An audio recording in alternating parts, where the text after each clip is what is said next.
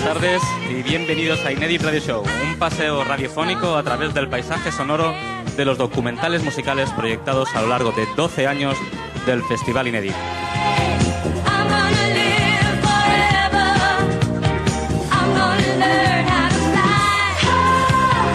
El programa de hoy estará centrado en la fama y distintas maneras de acercarnos a este concepto desde la música.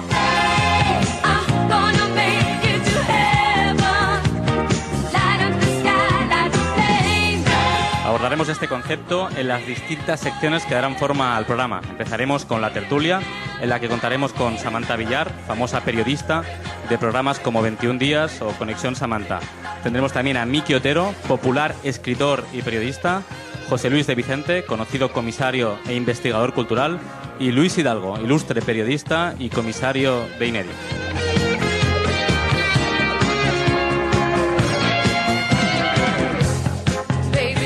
Entrevistaremos a Graf Rhys, líder de Super Furry Animals, con la ayuda de la intrépida periodista Olga Ábalos. Contaremos también con las actuaciones musicales de Manos de Topo, a quien también entrevistaremos con motivo de su nuevo disco, y cerraremos con la radionovela de Venga Monjas y las ideas radiadas de Miguel Noguera.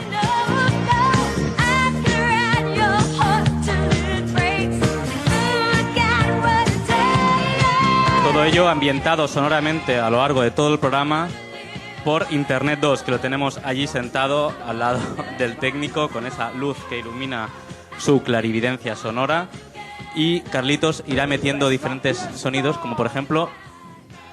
Dale, Carlitos, no te cortes. ¡Es la fiesta! El acople ha sido un accidente, no pasa nada. Vamos.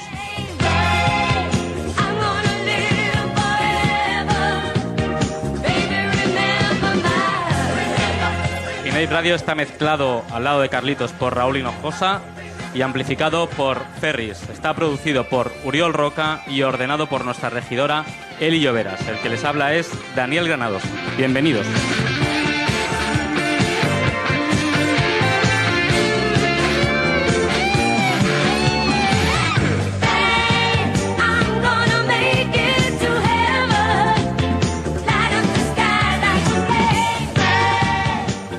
Bien, a menudo entendemos la fama como algo básicamente positivo, pero detrás se esconden recovecos oscuros, espacios de contradicción y muchas veces situaciones ridículas. Hablaremos de la aspiración, del éxito y del fracaso, tres facetas inherentes a este concepto. Hablaremos, pues, de la fama a través de distintas cápsulas extraídas del historial de documentales de Inédit. Y para ello, sin más, damos paso a la tertulia. Yo soy la fama, soy tristeza y sonrisa apagada, que con dinero se puede obtener. Y escuchen por qué doy placer y en regreso yo no pido nada. Si es trabajo llegar a la fama y a la fama saber mantener. No tengo amigos y si un amor fácil lo consigo. Damos la bienvenida a Samantha, a José Luis, a Miki y a Luis. Empezamos la tertulia. Cuando iba al instituto veía que lo que típicamente se considera la vida de un músico de rock debía ser lo más grande del mundo. Y cada vez que Danny viene a un ensayo y dice: tío, se nos presenta una oportunidad, bueno, nunca lo dice tan rápido, lo acaba diciendo al cabo de un rato. O dice que tenemos un concierto o otra cosa que será increíble. Yo pienso, a lo mejor esto es lo que nos llevará a comer en buenos restaurantes e ir por ahí en limusina y que la te señale por la calle cuando vas por ahí.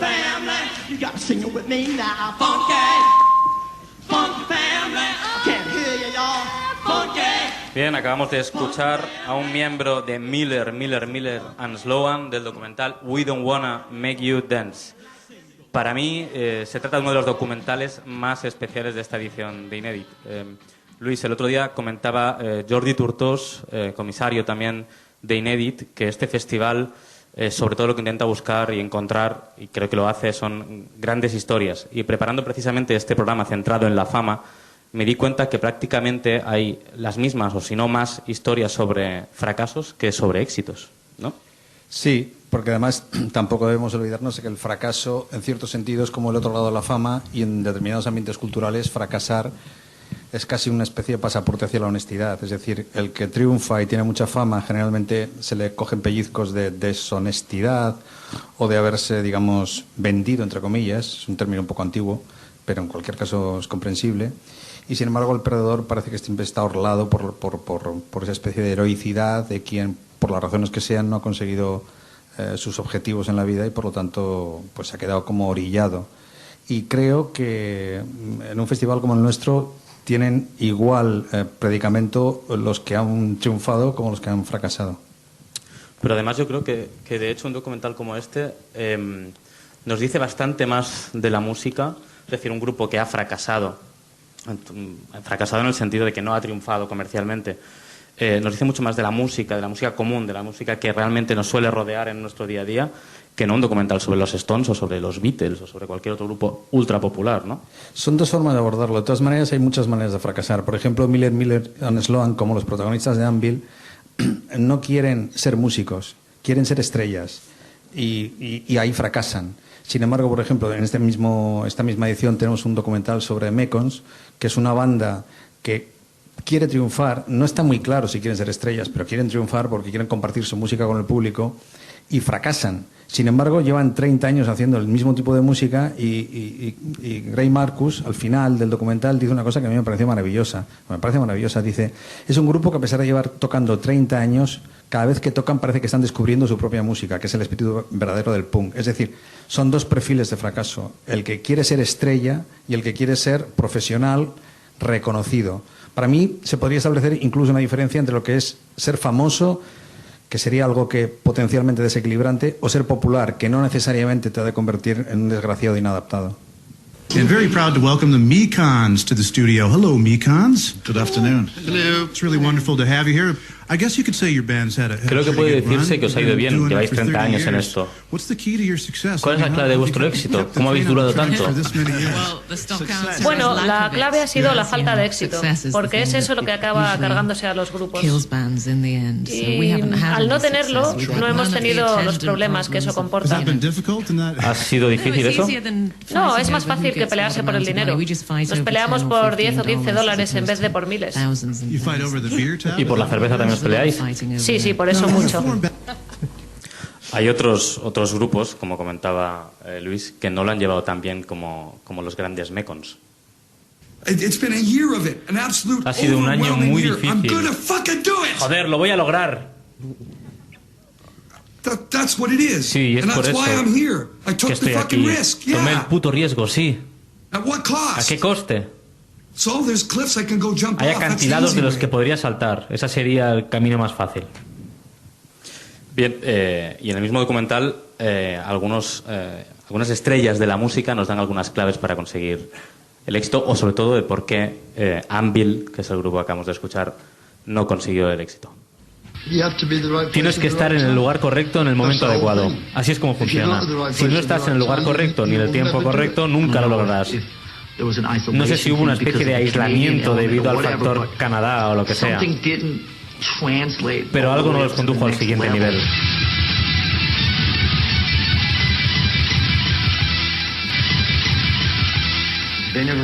No llegaron nunca a alcanzar el respeto que merecen después de tanto tiempo, porque fueron una gran influencia para todas las bandas. Todas les copiaron y después les dejaron morir.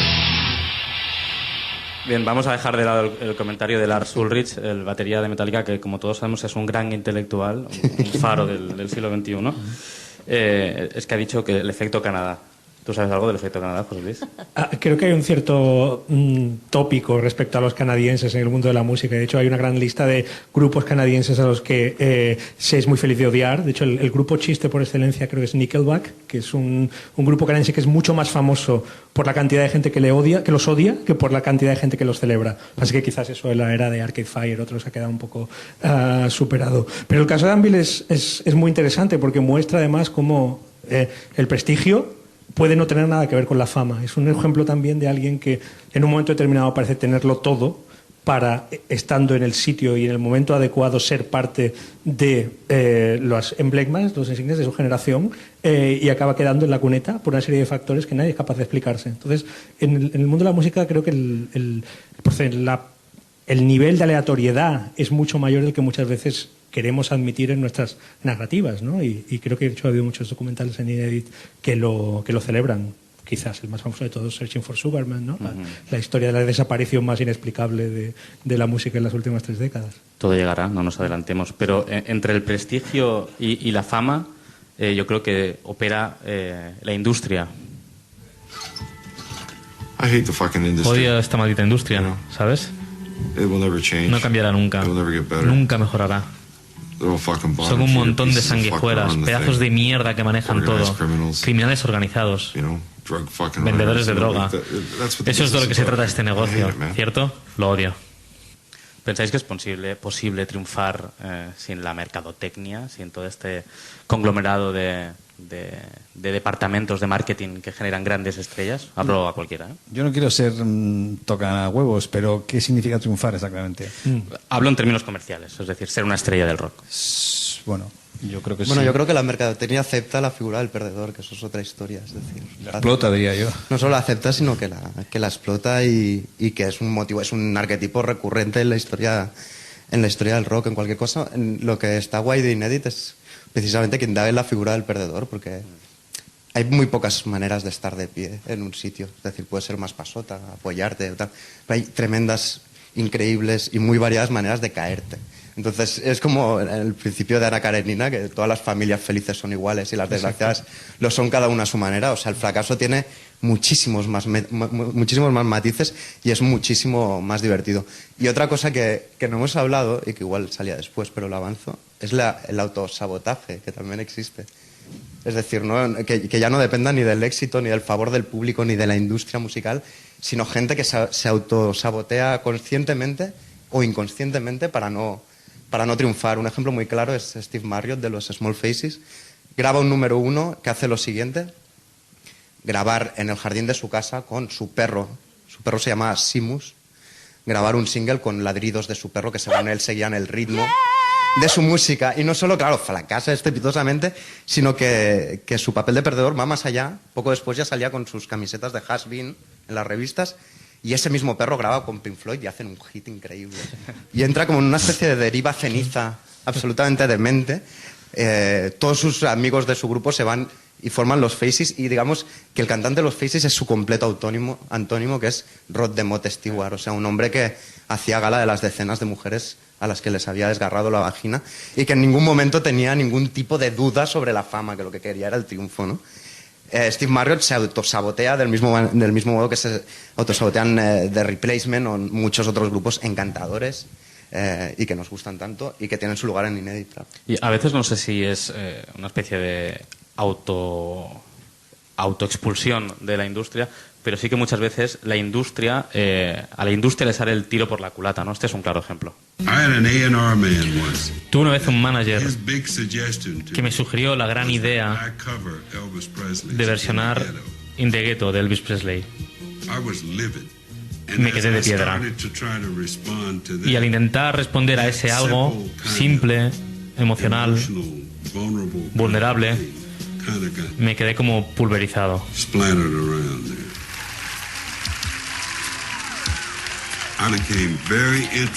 Me empecé a preguntar, ¿puedo seguir en este negocio, ser útil, ganarme la vida, sin jugar al juego de la fama? No se me daba nada bien. El juego de la fama me estaba jodiendo.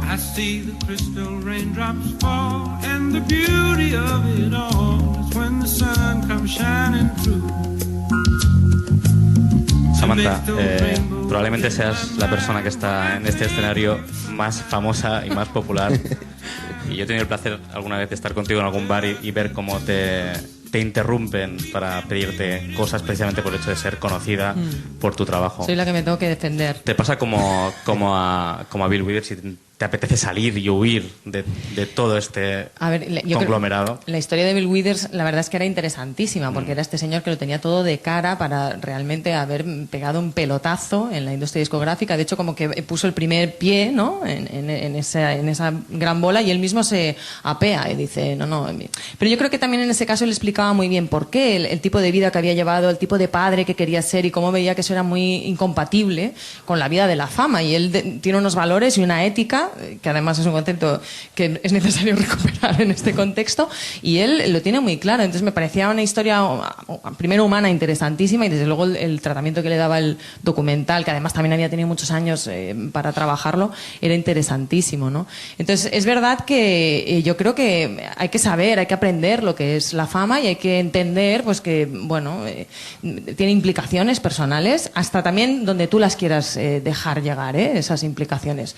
Pero efectivamente creo que hay que estar preparado. Y luego, al hilo de lo que ibais diciendo vosotros, creo que es verdad que la industria musical, y ahora dentro del marco de Inédit diría que la industria documental musical ha generado nuevas oportunidades de triunfo y de negocio de los perdedores. El caso Searching for Sugar Man es uno clarísimo. No conocíamos esta historia, y a partir de conocerla, este señor empieza a dar conciertos por todo el mundo y se convierte en una estrella gracias al documental. A Anvil, a cierta distancia de esto, le ha ocurrido lo mismo. Finalmente han conseguido triunfar gracias al documental. No ha sido tanto gracias a su música como al hecho de que se cree una película alrededor de su historia de loser. Pero creo que hay un componente muy importante en eso, y es que ellos tienen que vivirlo. La historia humana tiene que ser intensa, tiene que ser enérgica, y es verdad que Anvil, por ejemplo, era muy claro, ¿no? Después de 30 años de triunfo, siguen llorando de emoción, de ganas, de ilusión, ¿no? Siguen intentándolo, de hecho. Sí, a los 50 años parece que todavía tienes los 20, no has perdido esa esencia, y eso es fundamental.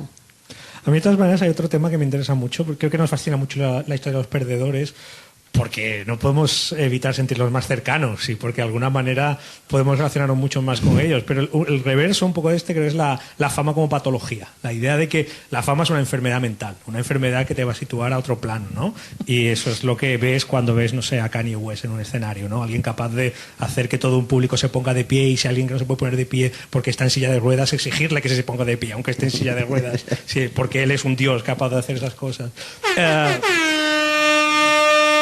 Atención, esto sonará varias veces durante el programa, y quiere decir que el replicante, que es una persona que tenemos allí, también conocido como Rubén Martínez, pide la palabra, y no sé qué tiene que decirnos. Rubén Martínez. No he salido ni en los créditos del programa. Era la sorpresa, Rubén. Es una cosa brutal. O sea, ha salido el técnico de sonido, ¿no? Todo el mundo menos yo. Rubén, eso te pasa por replicante. Rubén Martínez, la primera vez que se oye. Vienes a criticarnos, no a reivindicarte, no. Rubén. Sí. Vengo Al final saldrá caliente el replicante. Momento. El pelotón del hinchamiento. Quiere su fama. Dejarme mi momento. Yo solo quería situar una idea que es muy clara. Cuando Dani ha hecho otras veces este tipo de programas, yo estaba ahí, ¿no? Yo era un tertuliano. Y ahora no soy ni eso. O sea, me llaman el replicante. Es una cosa... Estoy hablando de loser y todo el rato me siento como... Y quería hacer una propuesta muy pequeña. Propuesta de loser. Para equilibrar. Vamos. Para equilibrar. Ya que estáis ahí, vamos a equilibrar. Me molaría que me dedicarais un momento, o sea, que hicierais la L de loser. ¿Podéis hacer los 4 la L de loser? Por favor, os lo pido por favor. Os la ponéis en la frente. Ahora extendéis el dedo índice, ¿vale? No puede ser, ya lo tenemos. El anular, perdón, el anular. Tengo un problema. Por eso no estoy ahí. Esto es el 3D loser. Es el loser 3D. Y tenéis que gritar 3 veces loser. Va, por favor, tenéis que hacerlo. Esto es una dinámica. Nosotros solos. Soy como el típico monitor de display cristiano que hace dinámicas, pues. Loser. Es muy fuerte que la más famosa no le importe hacer el ridículo, y aquí los demás... Por favor, los 3 a la vez. 3 veces. Loser. Loser. Loser. Vale, yo creo que ya está equilibrada la cosa. Gracias, replicante. Un aplauso para el replicante, por favor. Yo, de todas maneras, antes que nada, debería decir 2 cosas. Una, se ha de considerar que la fama al músico le llega antes que a ningún otro artista. Por lo tanto, es más factible que cometa estupideces. Cuando todavía no te has configurado tu personalidad, lo tienes todo a tu disposición, cosa que no ocurre ni con pintores, ni con escritores, ni con bailarines, bueno, ni con... quizá futbolistas, ¿no? Y así están. Claro. Eso por un lado. Y por otro lado también me gustaría decir que detesto la heroicidad del perdedor. Es decir, no me parece que sea un activo en sí mismo. Lo que me interesa desde el punto de vista documental del perdedor es que generalmente su historia refleja más aspectos humanos que no la del triunfador. Todo y que últimamente, en esta edición del INEDI, por ejemplo, hemos tenido oportunidad de ver documentales sobre John Mayall o sobre Alice Cooper, en los cuales precisamente no se abunda en el tema de la fama. Es decir, a mí esta épica del perdedor como la persona hermosa, como la persona, me parece muy tramposa. O sea, de hecho no me seduce en absoluto. O sea, casi me parece, según cómo, desde el punto de vista de mercadotecnia de venta, más honesto el triunfador, aunque sea un bobalicón. Pero Bill Withers, por ejemplo, que hablábamos antes, no es exactamente, es lo que te iba a decir, no se siente un perdedor. No Incluso Mateo este año, él no se siente un perdedor. Y Mateo triunfa. El caso de Bill Withers es muy claro. El número 1 lo tuvo con 33 años, que ya eras una personita. Claro, si te sacan de Manchester con 19 y solo duermes en suites de hotel, en áticos y tal, pues claro, es que acabas, yo qué sé. Y los mecos no son perdedores. Meando en los tubos de cubata y escribiendo sobre eso, sobre Skylines y sobre Everest de cocaína, vamos, no tiene otra. Hay otro tipo de gente que una vez se convierten en mito, la fama también les puede pasar factura, incluso a nivel creativo. Yo creo que este es un caso ejemplar. De invierno, y el día que yo te conocí. Pero claro, por la venta de Bargan empezaron a aparecer Caracol, Curro Romero, el Beni de Cádiz, y entonces ya hay un niño en la venta de Bargan, hay un niño, y ya el mito empezó a crecer, y ahí empezó Camarón.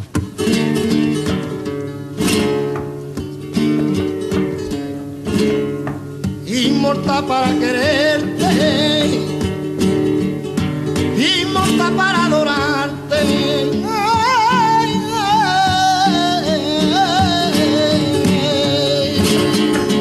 La gente dice que el Camarón está perdiendo pureza por esto de estar en Madrid. No es eso. La pureza no se puede perder nunca, cuando uno la lleve dentro de verdad, ¿no? Si no te veo doble, me da penita si te veo.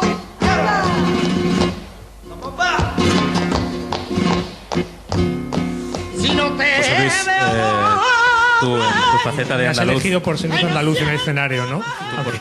Es lo más cercano que me conecta con Camarón. El único andaluz sin acento que he sí, conocido por eso, en mi el vida. único andaluz de Valladolid. Sí. ¿Qué pasó con Camarón? ¿Por qué se le volvió en contra ese mito que había generado él en torno al flamenco cuando precisamente lo que intentó es hacer avanzar el flamenco o innovar? Es otra de las historias que nos encuentran, ¿no? Que nos encantan, ¿no? Los incomprendidos, los que en un momento determinado apuestan por algo y fracasan porque nadie les sigue, solo para revelarse X tiempo después que tenían razón, que sencillamente llegaron a esa conclusión demasiado pronto, ¿no? Que es la historia de La leyenda del tiempo, el disco en que Camarón da un gran salto creativo hacia adelante, fracasa estrepitosamente, pero con las décadas engrandece su leyenda.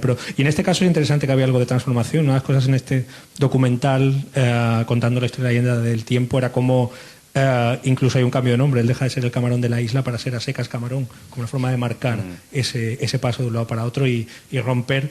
Esta necesidad de reinvención también tiene mucho que ver con la fama, ¿no? Y ha habido muchos casos a lo largo de la historia de la música reciente, el momento en el que un artista o un grupo decide: por este camino precisamente no puedo ir más allá y tengo que limpiar la mesa y reordenar todas las piezas. Luego está esta pureza, ¿no? Como de los fans primigenios que reivindican que nunca cambie, ¿no? Esto pasó con otros artistas. Yo me acuerdo cuando Nirvana hizo el Unplugged, mucha gente obviamente lo criticó porque era con MTV, pero a mí musicalmente me parece un discazo, ¿no? Y esta manera de reivindicar el artista puro, que no se mueve de los márgenes que le identificaron en su primera época y que le llevaron de alguna manera a la fama, ¿no? El caso de Nirvana, por eso es curioso, porque bueno, después fue demasiado consecuente con su enfermedad y con sus problemas, ¿no? Pero es el caso claro del rebelde en el cortijo, es decir, quiero decir, sí llevaba camisetas que ponían Corporate Rock Sucks, o sea, el rock corporativo apesta, sí era rebelde, sí, decía que se quería odiar, pero iba a los premios de MTV.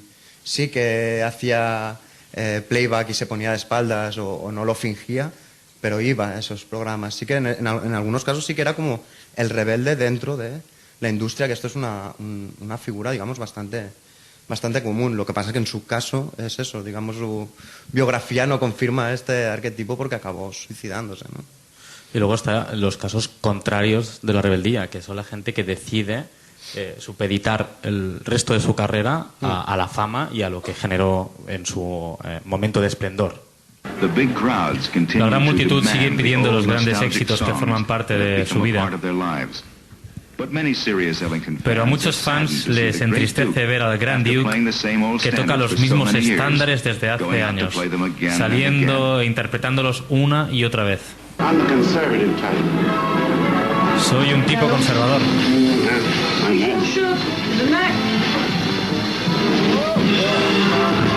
Es un caso de la deuda con su fama, ¿no? De cómo la fama se le puede ¿no? dejar inmóvil y estar siempre pendiente de... Ay, yo en uno de mis reportajes conocí a una cantante que es, yo creo que el paradigma de esto. ¿Os acordáis de aquel tema del Everybody's Free?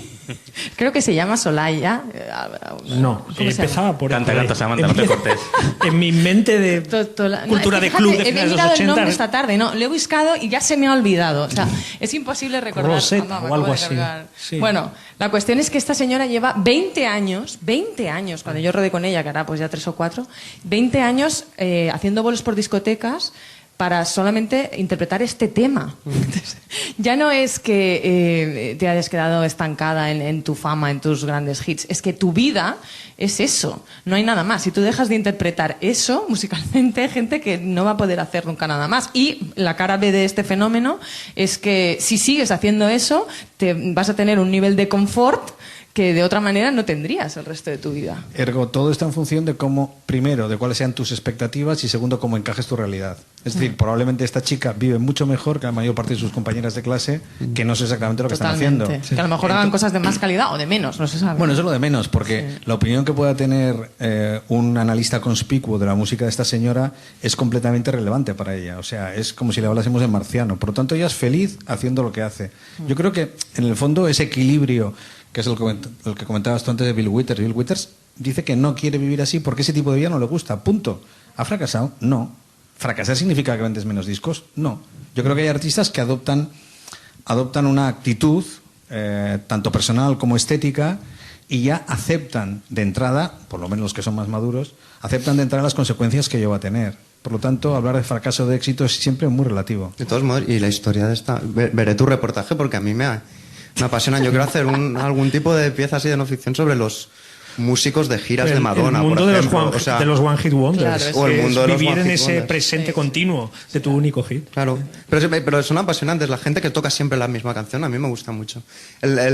Tom Waits decía, como en su biografía, que su peor pesadilla era caerse en una alcantarilla y que hubiera 400 músicos en el paro tocando sin parar La Chica de Ipanema. Pues a mí me interesa muchísimo más cada uno de esos 400 músicos que Tom Waits con sus conciertos a 250 euros en auditorios de Europa. O sea, esos 400 músicos, cada uno de ellos tiene una historia interesantísima, seguro. Vamos. Dicho todo esto, la fama desde luego es muy golosa, porque el otro día yo estuve viendo la cara que tenían los Spandau Ballet y realmente por un momento hubiese cambiado por ellos, O sea, se sentían tan felices, estaban jovenzuelos, tan contentos. Sí, estaban, es que no les cabía más sonrisa en la cara. No, a mí de hecho me interesaba esto que decía Luis sobre el caso de Bill Withers, porque lo que vemos es que hay gente que ha podido decidir ellos qué clase de relación van a tener con la fama y que no que la fama elija las patologías que va a tener que sufrir cada día, los problemas, los tropezones y esas historias de la gente que ha sido capaz de imponer y definir esta es la manera en la que yo quiero hacerlo, me parecen súper interesantes porque muestran que hasta cierto punto la fama es una bestia que se puede domar, ¿no? 3 historias, por ejemplo. Un documental también que se pasa este año y quien no conozca esta historia le pido que vaya corriendo a verla, la historia de Kate Bush, la cantante reclusa más famosa de las últimas 4 décadas, a la que le ha costado 35 años volver a subirse a un escenario porque ha decidido que era el momento en que le tocaba hacerlo, ¿no? Y que tenía la capacidad de modular esto. O gente incluso que hace de su forma de escapar de la fama icono y emblema de cómo quiere ser famoso. El ejemplo más claro hoy, Daft Punk, ¿no? El grupo anónimo más famoso y más reconocible a través de su estética para evitar la fama. Y a mí, de hecho, este año había una historia que me ha interesado mucho también humanamente. Es la historia de una cantante, una chica que se llama Sia, que ha tenido uno de los hits del año, una canción que se llama Chandelier, que solo actúa en televisión de espaldas y con una peluca. Porque ella ha decidido, ella ha ganado muchísimo dinero, ha tenido mucho éxito siendo compositora de hits para Beyoncé, para Katy Perry, para la primera división de la fama, y por una serie de canciones por una serie de razones acaba grabando un disco, tiene un hit estelar, pero decide que no está dispuesta a que la fama le fastidie la vida, y que si tiene que hacer promoción la va a hacer de espaldas y con una peluca. Es la Banksy de la música. De alguna manera, sí. De todas maneras, yo creo que es una postura también un poco radical y, si me permitís, incluso infantil. Es decir, yo creo como Samantha que con la fama se puede negociar hasta cierto punto. Lo que no tiene que ser, yo creo que en lo que no se tiene que transigir en general es en tu propuesta, tanto personal como artística. Ahí no hay que ser transigente, creo yo. Aunque sea fácil decirlo y difícil hacerlo. Claro, eso te iba a decir, porque a veces es una lucha a brazo No, es complicado, partido, sí, es complicado. Pero esto de que la fama siempre mata o que la fama es tremenda y tal, yo ahí reitero, viendo la cara de los Spandau Ballet, creo que no les ha hecho ningún mal. Claro.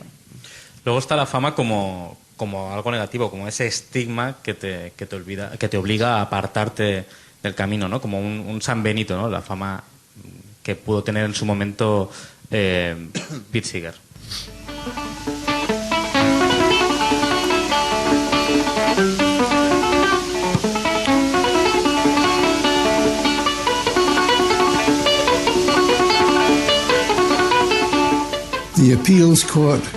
La Corte de Apelaciones me absolvió de la condena por no responder ante el Comité de Actividades Antiamericanas y por fin pude tener el pasaporte. Desde luego, hay algunos temas que se pueden tratar en las canciones y que no van demasiado bien para llegar a tener un éxito comercial, como es este caso también. Y dije, algunas canciones son realmente tristes. Es que hay una que es matadora. Es una de las canciones más tristes que... Me río, pero es una de las canciones más tristes que he escuchado nunca. Y es una canción muy sencilla. Espera, te la quiero poner, espera.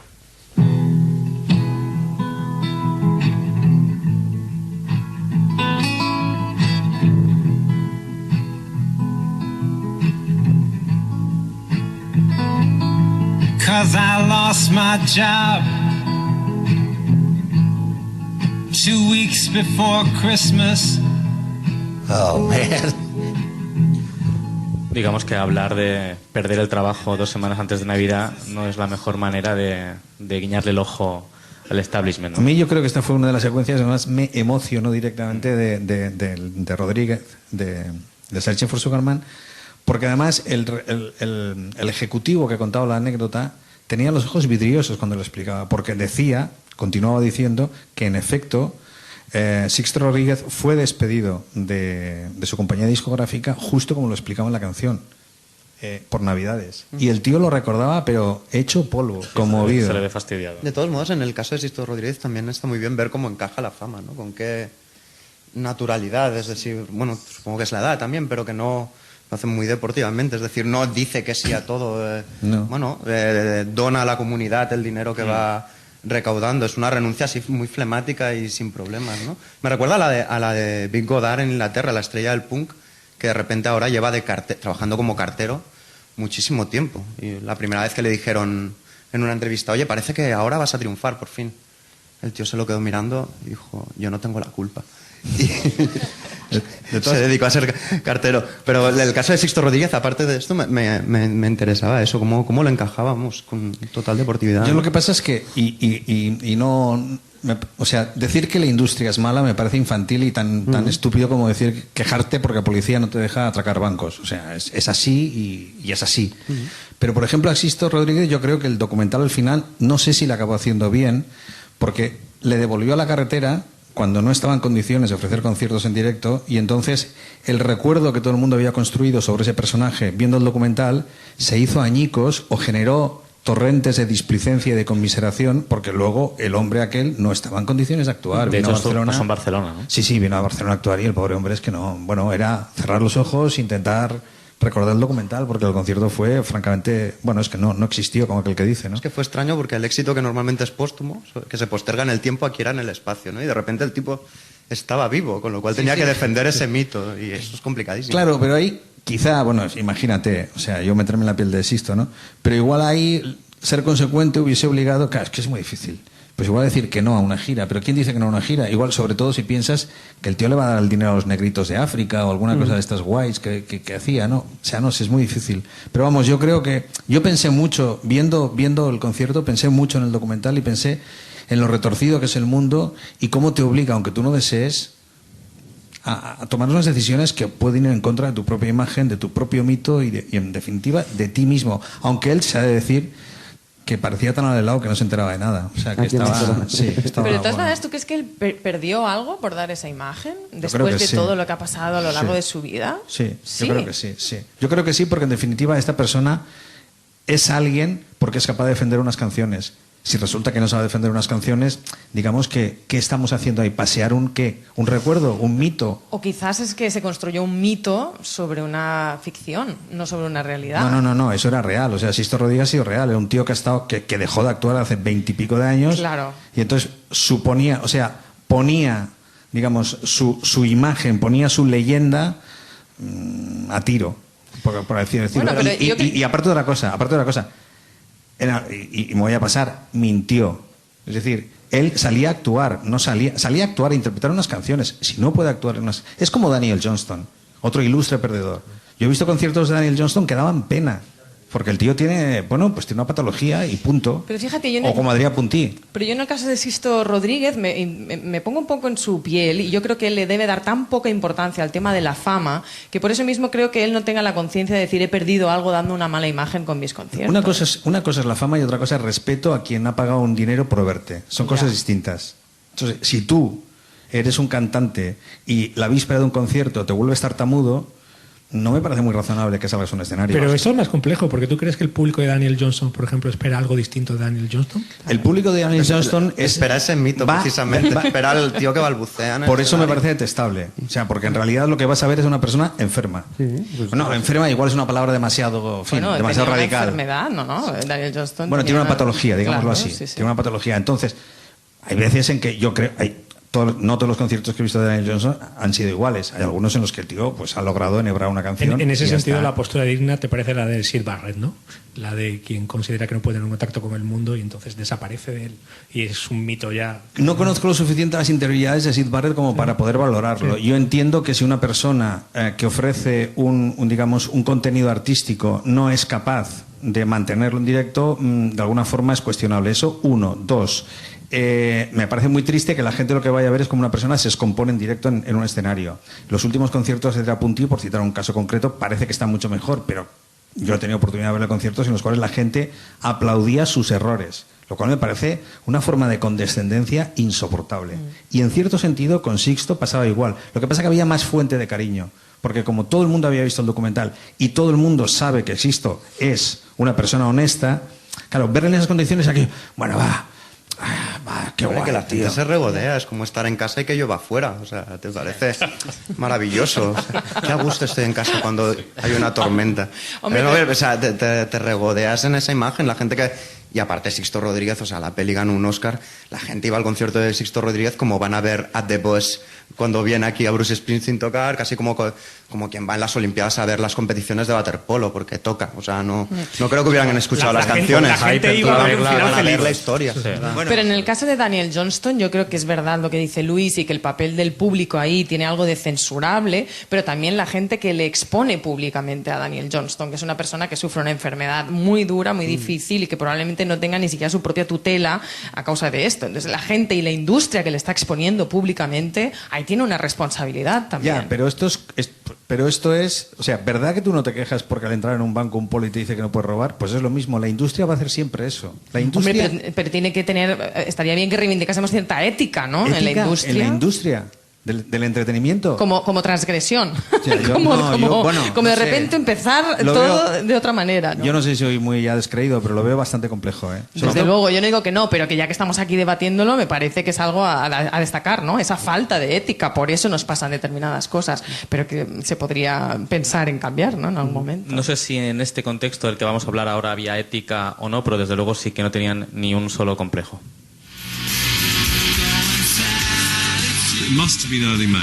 Debe haber sido a principios de mayo, pues tuvieron elecciones de consejo y los Tories finalmente perdieron. Realmente perdieron. De alguna manera, por accidente, por diseño, alguien capta el humor del momento con una canción. Para mí, eso fue lo que hizo Oasis. De alguna manera este es uno de los últimos coletazos del indie a nivel masivo, ¿no? El mundo del Britpop. Bueno, Luke Haines del Britpop dice que fue una conspiración estatal directamente, que la música era lamentable y que todo estaba al servicio, bueno, de la carrera electoral del Partido Laborista. Y bueno, y está también en canciones como la del Socialist Cocaine de Pulp y tal. Sí que es verdad que hay a veces, bueno, pero aquí en España también pasaba, ¿no? Durante el clima en el que parecía que lo contestatario, ahí se sumaban tanto los que querían una reforma como los que querían una ruptura. En el caso del Britpop era algo parecido, cualquier cosa que se alineara, digamos, con esta carrera electoral estaba bien vista, esa postura de rebeldía estaba bien. Rebeldía. Vamos. Hablando de rebeldía, el replicante. Tenemos el replicante. Ahora una cosa como más... Hazlo de Loser, más seria. No, vamos, un capítulo diferente, nada de Loser. Es por esto que comentabas de como que insinuabas, ¿no? Que el Britpop era una especie de proyecto de New Labour. Yo ahí siempre me produce una incomodidad cuando acaba por tipificarse, ¿no? Cualquier tipo de grupo, de expresión artística que está bajo una planificación pública, ¿no? Ocurre también, por ejemplo, con el expresionismo abstracto americano, ¿no? Que siempre se acaba diciendo, no, aquello fue una planificación pública y Clement Greenberg hablaba de los valores de esta pintura, pero en el fondo era para proyectar un tipo de imaginario estadounidense, neutro, no sé qué. Pero cuando ocurre eso, o el rock catalán, ¿no? En su momento, en fin, cuando ocurre eso, de repente ahí no puedes como disfrutar de eso, ¿no? Se acabó. O sea, bueno, a mí por lo menos me ocurre, ¿no? Yo me entero del proyecto, digamos, de Cool Britannia, del New Labour, de Tony Blair, que es donde entra el Britpop o los Young British Artists y toda esta gente, ¿no? Damien Hirst y compañía. Y es como que de repente se clausura tu posibilidad de fruir estéticamente de eso, ¿no?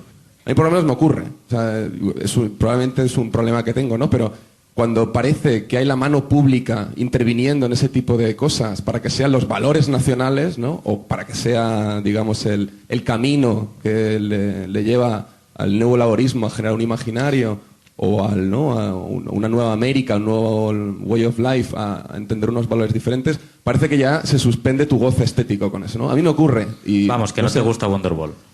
Por ejemplo. Yo no estoy del todo... Bueno, a mí no me pasa exactamente eso. O sea, no hablaré del Britpop y hablaremos de cosas más cercanas. ¿La movida madrileña o el rock catalán? O sea, yo no creo que las cosas pasan exclusivamente porque alguien decide que pasen. Yo creo que las cosas pasan porque alguien decide que pasen y porque hay un caldo de cultivo lo suficientemente espeso como para que esa semilla germine. Y entonces, por ejemplo, yo viví en mis carnes profesionalmente el rock catalán, que nunca me pareció bueno, no me pareció nada, porque de hecho prácticamente no era más que las ganas de un grupo de gente joven de decir que su idioma era el idioma normal en el que habían sido educados y tal, punto. Pero entonces te queda la opción de fijarte en los francotiradores. Siempre que se hablaba del rock catalán, yo pensaba en un Papa, que era el grupo o uno de los grupos que me gustaban, punto. Entonces del resto es como que te tienes que olvidar. La movida madrileña, vista con perspectiva, yo creo que se ha sobrevalorado y que era un puñetero desastre del cual no ha quedado nada. N-A-D-A. La única cosa que hace que la movida madrileña, que sigamos hablando de la movida madrileña, es que se hizo en Madrid. Nada más. O sea, porque lo demás no ha quedado nada. No ha creado ni industria, no ha quedado clubs, no han quedado artistas. De hecho, artistas contemporáneos de Barcelona han tenido más longevidad. Véase Loquillo, se puede cuestionar todo lo que quieras, pero ahí está. Véase Manolo García, ahí está. Y de Madrid es que casi no queda nadie. Y entonces yo pensaba en Golpes Bajos, que eran gallegos, que era el grupo uno de los grupos que a mí me gustaba. Es decir, siempre te queda fijarte en el francotirador y sobre todo pensar, para mí es básico, que la gente, vale, somos idiotas, pero no del todo. O sea, las cosas pasan porque hay ganas de que pasen también por parte de la gente. Y si alguien no era idiota, era Rosendo, con quien despedimos esta tertulia. Muchísimas gracias, Samantha, José Luis, a vosotros. Luis y Miki. Gracias.